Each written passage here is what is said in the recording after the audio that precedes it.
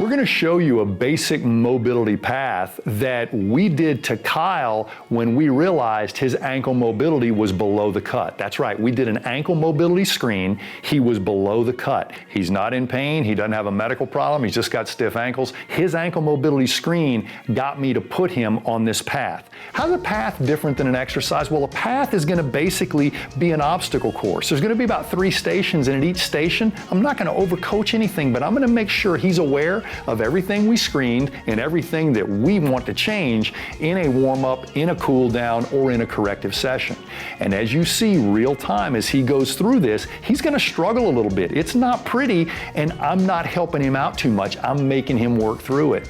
My goal for doing this path with Kyle is to introduce him to a mobility path that will make him self-aware and hopefully change his test score in a single session. My favorite general, all-purpose, even in a group situation, mobility path is what you're getting ready to see right here. Let's see how it goes. Kyle did a couple of tests. He did an ankle mobility screen and a motor control screen, but Kyle, mobility got you. And I know since we call our test ankle mobility, it's like your ankle's the only thing, but it's not. Your tight ankle is actually indicative of a tight pattern that may exist in your hip and your T-spine and a lot of other places. So the very first thing we're gonna do is put your foot right in the center of that beam, okay? And I'm gonna have you reach to all 4 points, 2 on this side of the beam, 2 on that side of the beam. So I'm just gonna be talking to you while you do that. Reach as far forward and backward as you can, and you gotta cross over on each side of the beam, okay?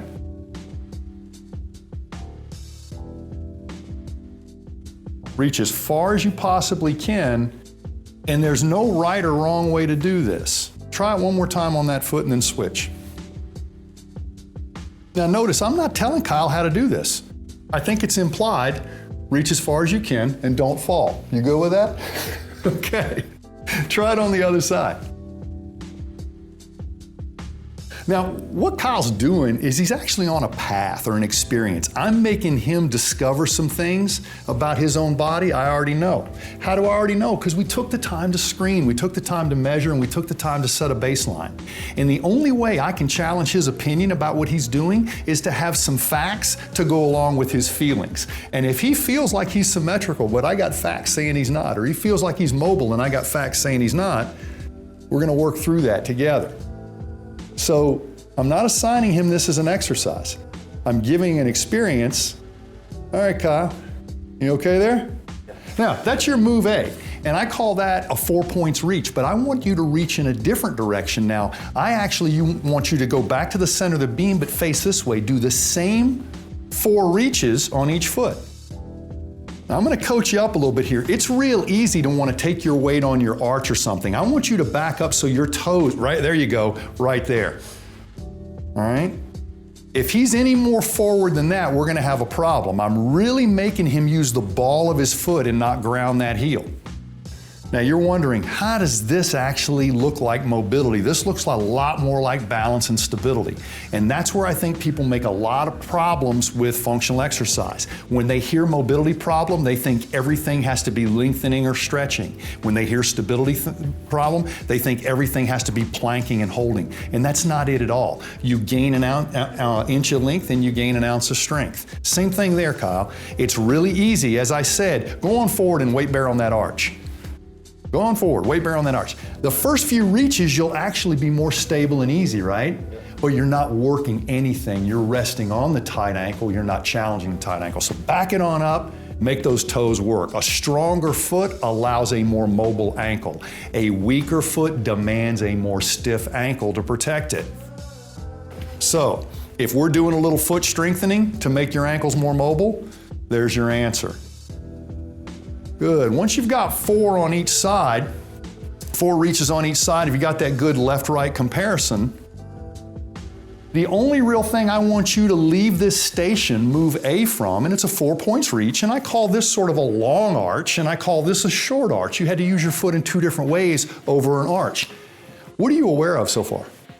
My right side. Your right side? Okay. Yeah, there's an obvious difference in his ability on the right and left side. That's the end of conversation. We don't need to know why right now, but I want to put you in move B, and that's the one where you've got your ankle sort of pre-dorsiflexed. And I really love this move. Go ahead and get in that position. Better than you challenging your own dorsiflexion. Now, in the old days, don't use the roll first, back up. In the old days, we just used to have people stretch their ankle, but everybody goes to an arbitrary place and it's hard to see. When I put his foot up on this roll in this way, go ahead and do that. Now, I squared him up, so this back leg is actually parallel to the foam roll, and he's lined up. And I want one hand on each side of your knee and just reach as far as you can. Try to reach for my stick right there. His ankle is pretty much locked up and he's reaching over, okay? And come on back. And really just face away from where you're, put your hands all the way up. Now bring those hands back down and reach right over top of that ankle again. Good job. Up one more time. Inhale as you go up.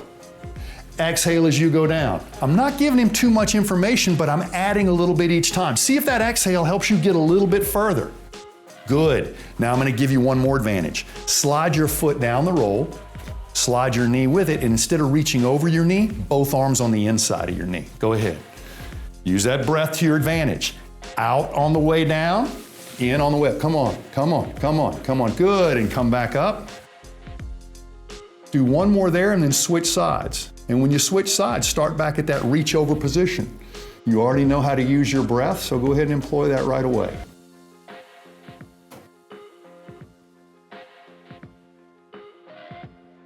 Square that back leg. Good job. All right.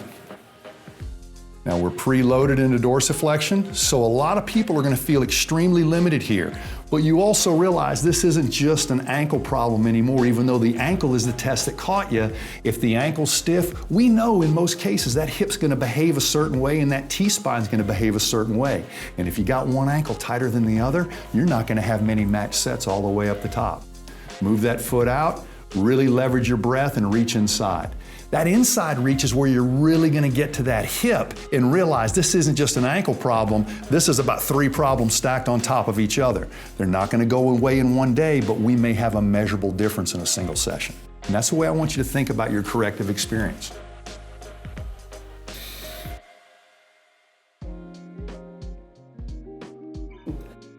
All right, good. So you're feeling more hip right there, right? All right, Kyle, come here. What did you notice when you got to move B? I gave you that exhale breath and you started syncing your breath with your movement. That's yoga 101. And how many of us get into a stretch and don't realize on our tightest side, we're also breathing shallow or even holding our breath in some cases. So always bring your breath to that station B, breath, they match up. Now, I just want to check your control. And you like walking around with stiff ankles. Part of your sport, part of your training has gotten you there and it's okay. So I'm going to have you come to the front of the roll, feet together, heels up. So now in this situation, when I ask you to squat down, it's actually a deep knee bend. It's a deep knee bend because basically your heel is not on the ground. Your heel is floated or elevated. So go ahead, use your arms for a counterbalance, but just go into a deep knee bend. Sit deep and wide, really sit deep and wide, but keep the forefoot flat, the heel's flat. Good. Come back up. Again. Sit deep and wide. A lot of people find just by taking those knees apart a little bit more, you can go deeper. Good spine angle, come back up. This isn't a lift, guys, so you notice I'm not coaching his back position or anything else. Back up on the roll, Kyle, and get your feet on the top of the roll, and I'm gonna let you do the same move again. Back them on up even more, back them on up even more. If those toes are hooked too much, you won't really get that foot challenge. Now, he's gonna have a hard time keeping his heels off the ground back here, but those heels shouldn't hit the ground and they shouldn't be up in the air. So, repeat the same move without the training wheels.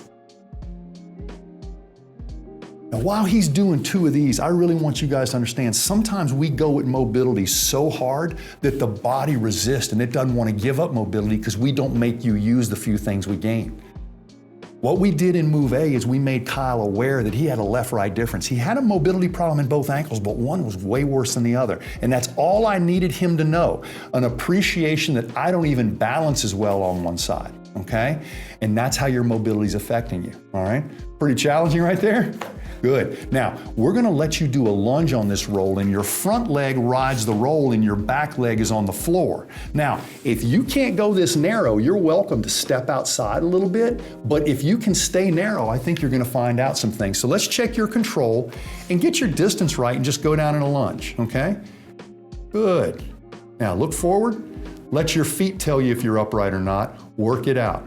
There's no speed, but what did you learn about breathing? When you're going up, inhale, and when you're coming down, exhale. See if that helps you a little bit, okay? And it's okay, if you want a little bit of a stick, use this for a few reps and then dump it, all right? But sink your breath, don't worry about your balance. Relax. Good, blow it out. Good job, good job, let me have that. Okay, give me 2 more right there and then switch sides. Sink your breath, don't worry about your balance. Good job. Now, some people may need to hold these sticks for a month. Some people may dump them in 3 seconds. It doesn't really matter as long as we're aware of the problem, we sync our breathing, and then we demonstrate control. And he's just going through squats and lunges, the 2 basic movement patterns that incorporate any new degree of ankle mobility whatsoever.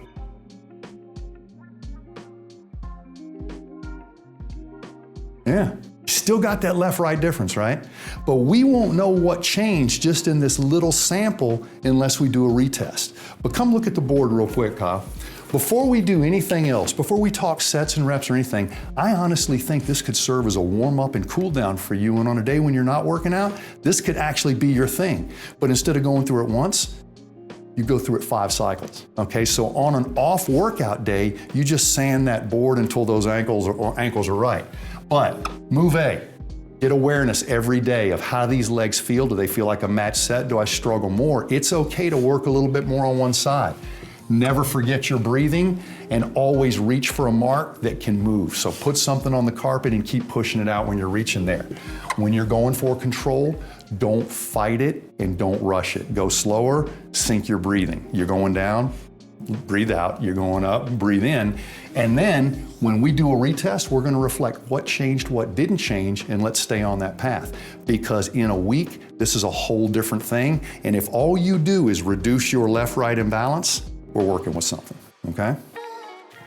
Now, you saw Kyle do his work. What I want you to see is in this real-time session, the exact time it took us to present this to you, he had this much change, not only in his ankle mobility, but I think you guys could see that there was a lot of balancing built right in to his mobility program. And that's one thing I want you guys to learn about functional paths and functional programming. It's not necessarily what it looks like. I think if people heard me say Kyle's got an ankle mobility program, you would see a full session of stretching. I want you to gain a little length, I want you to gain a little strength, and if you don't use it in a productive manner, you're gonna lose it before the next session. So as we've been working with corrective exercise against a scale like an ankle mobility screen or a balance screen, we learn a lot about what works and what doesn't work, and sometimes what looks like flexibility doesn't change it, and sometimes what looks like stability doesn't change it. What we did is a blend that helps him become self-aware of his weakest link and also that it's changeable.